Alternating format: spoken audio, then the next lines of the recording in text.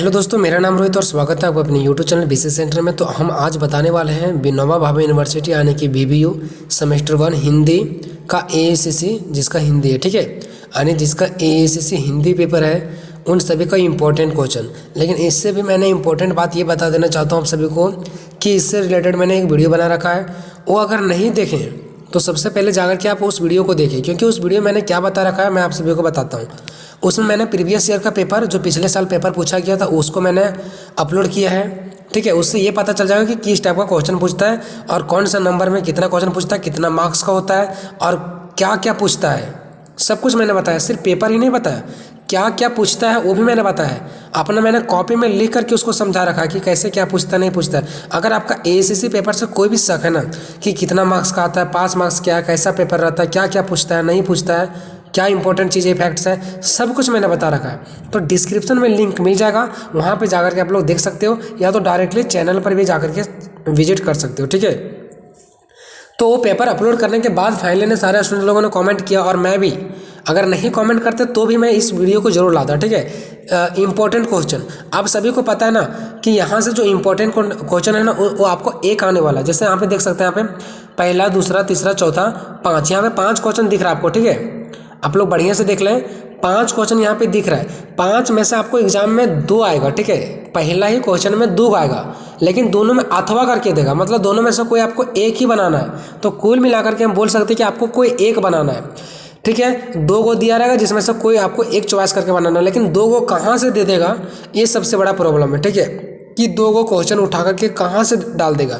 तो सबसे पहले मैं तो तुम्हें गारंटी देता हूँ कि ये 5 क्वेश्चन जो आपको दिख रहा है इन्हीं के अंदर में से आएगा, ठीक है। उसके बाद आपको सबसे ज़्यादा जो पढ़ के जाना है वो कौन पढ़ के जाना है वो भी मैं बताऊंगा, ठीक है। तो सबसे पहले मैं क्वेश्चन को पढ़ लेता हूँ कि क्वेश्चन क्या बोल रहा है, ठीक है।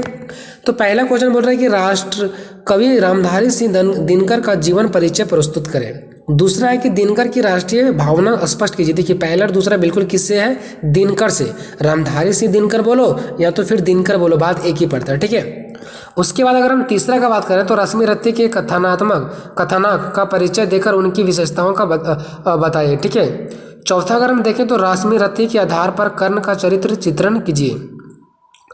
उसके बाद चौथा वाला क्वेश्चन को इसी प्रकार से घुमा करके देख सकता है कि कर्ण के चरित्र विशेषताओं और रश्मि रथी को अपने शब्दों में लिखें। तो आपको घबराना नहीं है। बहुत सारे लोग क्या कमेंट करते हैं पता है कि आपका बताया हुआ नहीं मैच करता। अरे भाई ये सेमेस्टर है, ग्रेजुएशन है, आपको क्या मैं जैसा बताऊं वैसा ही आ जाएगा? नहीं, क्वेश्चन थोड़ा मोड़ा मॉडिफाई करता है। तो आप कोई समझदार हो, आपको समझ आना चाहिए अगर आप ग्रेजुएशन में गए हो तो, ठीक है। अगर चाहोगे जैसे मैंने यहाँ पे लिखा वैसा ही दे देगा, ऐसा बहुत कम होता है, थोड़ा बहुत तो चेंज करता है, ठीक है।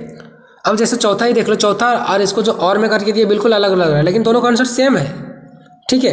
पांचवा रश्मि रथी और महाभारत का कर्ण प्रसंग। तो यहाँ पे टोटल 5 क्वेश्चन दिख रहा है, जिसमें से पहला और दूसरा एक जैसा है, बाकी तीसरा और चौथा और 5वां बिल्कुल आपको एक जैसा है, ठीक है, यानी रश्मि रथी से।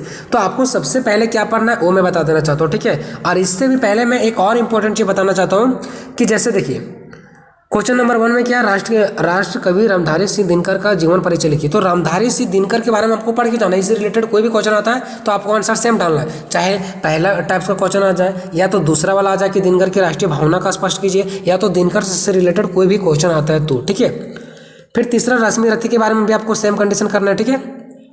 तो सबसे जो मोस्ट इंपॉर्टेंट क्वेश्चन है वो देखिए डबल टिकट वाला, उसके बाद सिंगल टिकट वाला, ठीक है। तो सबसे पहले आपको क्या पढ़ लेना है, रश्मि रथी के कथानक का परिचय देकर उनकी विशेषताओं परिचय, ये ठीक है। मैं अगर टाइम बचेगा तो मैं करा भी दूंगा। चौथा रश्मि रथी के आधार पर कर्ण का चरित्र चित्रण कीजिए। ये दोनों क्वेश्चन इंपॉर्टेंट है, ठीक है। तो ये आपको पढ़ के जाना। और अगर इसके बाद अगर समय बचे तो आपको ये पढ़ के जाना राष्ट्र कवि रामधारी सिंह दिनकर का जीवन परिचय। इससे क्या होगा कि दिनकर वाला पढ़ लोगे तो कोई भी क्वेश्चन आएगा बना देगा, और एक यहाँ पे आपको रश्मि रथी वाला पढ़ लेना है, इससे रिलेटेड कोई भी क्वेश्चन आएगा तो बन जाएगा। और 2 में से आपको कोई एक बनाना होता है तो कोई ना कोई टच कर ही जाएगा, ठीक है। तो यहाँ से 10 मार्क्स का आपका कंप्लीट हो चुका है। यहाँ जो अभी तक पढ़े ना आप लोग, ये 10 मार्क्स का था, ठीक है। ये सिर्फ 10 मार्क्स का था, लेकिन ये 10 मार्क्स नहीं बल्कि 20 मार्क्स का था। क्यों बता देते हैं, ये पता है एक 2-2 नंबर का 5 क्वेश्चन पूछ लिया जाता छोटा कि रश्मि रथी क्या है, रश्मि रथी में कितने सर्ग है। तो ये सब कब पता चलेगा, जब इसके आंसर को आप लोग पढ़ोगे ना तो वहाँ से पता चल जाएगा रश्मि रथी कब आया, ठीक है, इसका स्थापना कब हुआ, ऐसे करके क्वेश्चन पूछता था। जब इसका आंसर आप लोग बनाओगे ना तो वहाँ से आपका 2-2 नंबर का 5 क्वेश्चन में टच कर जाएगा, क्योंकि इसके पहले मैंने बता रखा था कि कैसे क्वेश्चन पूछता है। सो तो आपको यहाँ से कुल मिला करके देखे ना, तो अगर इतना पढ़ लेते हो ना तो आपको 20 मार्क्स यहाँ से श्योर है कि 20 मार्क्स का आपका कंप्लीट हो जाएगा। उसके बाद बच्चा 20 मार्क्स, तो 20 मार्क्स में क्या क्या आएगा, तो 20 मार्क्स में आपका देखिए निबंध जो आएगा वो 10 मार्क्स का आएगा, बाकी मुहावरे और लोकगीतियाँ, कहावतें, पर्यायवाची शब्द इससे भी आएगा। ठीक है, तो सबसे पहले बात कर लेते हैं निबंध पे। तो निबंध है तुलसीदास आतंकवाद और राजनीतिक, ठीक है, तुलसीदास आतंकवाद और राजनीतिक, फिर तीसरा है वैज्ञानिक चमत्कार, चौथा है कंप्यूटर का प्रयोग, तो फिर महत्व, पांचवा है पर्यावरण प्रदूषण। ठीक है, उसके बाद मुहावरे आएंगे, फिर कहावतें आएंगी यानी कि लोकगीतियाँ आएंगे, फिर पर्यायवाची शब्द आएगा। तो निबंध में आपको क्या पढ़ना, तुलसीदास के बारे में पढ़ के जाना है थोड़ा बहुत, थोड़ा सा मिस्टेक हो रहा है दोस्तों, सॉरी। ठीक है, उसके बाद आतंकवाद और राजनीतिक पढ़ के जाना है, वैज्ञानिक चमत्कार, कंप्यूटर का प्रयोग, महत्व एंड पर्यावरण प्रदूषण। लेकिन इंपॉर्टेंट क्या है, तुलसीदास, और उसके बाद आतंकवाद और राजनीतिक, और फिर पर्यावरण प्रदूषण। ये 3 को इंपॉर्टेंट है। लेकिन फिर भी मैं कहता हूँ कि जो मैं डबल टिक आउट किया उसको आपको अच्छे से पढ़ के जाना, बाकी जो मैंने डबल टिक आउट नहीं किया उसको भी एक बार देख लेना है। अगर मैं बता देता हूँ तो ठीक है, नहीं तो गूगल पर जाओ और सर्च करो तुलसीदास का जीवन परिचय, तो फिर तुलसीदास पर निबंध आ जाएगा आपके पास, टॉपिक पढ़ लो और उसके टाइप से लिख देना वहाँ पे। इसमें तो ज़्यादा कोई डिफिकल्ट नहीं है। आतंकवाद और राजनीति ये सब बारे में हम लोग जानते हो, तो एक बार सबको देख के लेना है आपको। ठीक है, लेकिन जो मैंने टिक आउट किया उसको एक थोड़ा सा बढ़िया से देख करके जाना है आपको, समझ गए। उसके बाद मुहावरे, ये देखिए यहाँ तक कंप्लीट है, ये इंपॉर्टेंट क्वेश्चन मैंने बता दिया, फिर निबंध वाला मैंने बता दिया। अब बात रखिए मुहावरे, लोकगीतियाँ और पर्यायवाची शब्द, 3 को, तो 3 का मैं अलग से वीडियो लाऊंगा, मुहावरे का अलग, लोकगीतियाँ का अलग और पर्यायवाची शब्द का अलग, तीनों का मैं अलग से लाऊंगा। जो मैं बताऊंगा वो आपको पढ़ के जाना है बस। और ये मुहावरे, लोकगीतियाँ और पर्यायवाची शब्द इतना ईजी है ना कि एक बार पढ़ोगे ना आपको ऑलरेडी समझ में आ जाएगा। सिर्फ एक बार पढ़ने का टाइम, ये 1 घंटा का खेल है। ठीक है, तो फिलहाल भी इधर का आप लोग तब तक तैयारी करो। ठीक है, मिलते हैं अगले वीडियो में, तब तक जय हिंद जय भारत।